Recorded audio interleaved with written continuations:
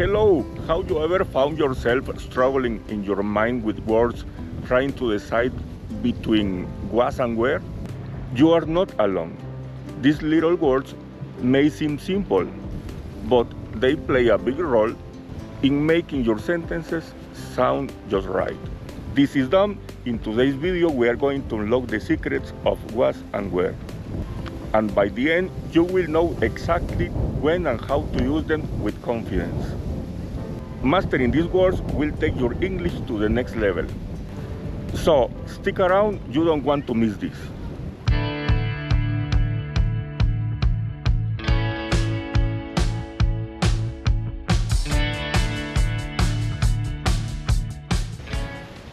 Was and were are the past tense forms of the verb to be. We use was with singular subjects, like I, he, she, it.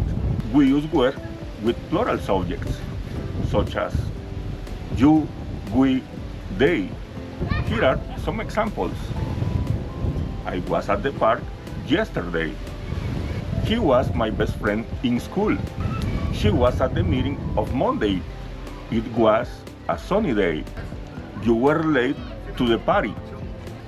We were excited about the trip. They were at the concert last night.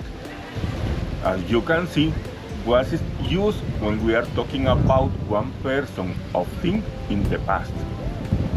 And we use were with plural subjects and pronouns.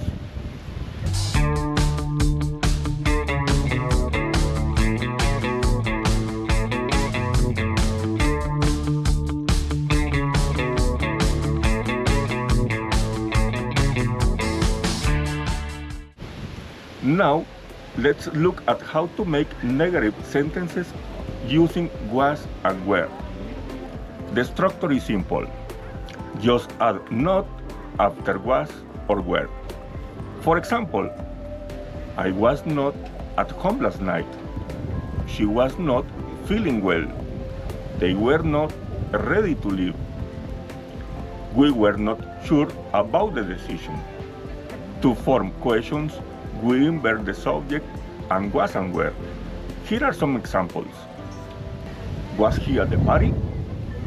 Were they on time? Was the movie good? Were you aware of the change?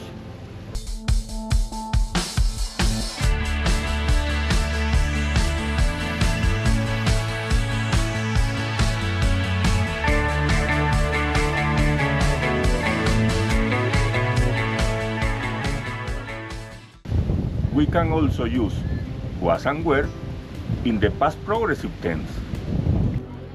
I was sleeping when you called. I was talking to my friend on the phone when the power went out.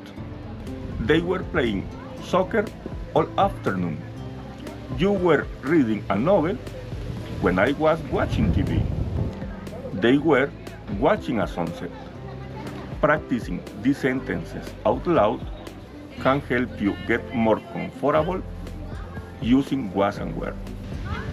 That's all for today's lesson. Don't forget to practice English every day. Don't forget to comment, share, and like this video. Thank you so much for watching this video. See you in next video.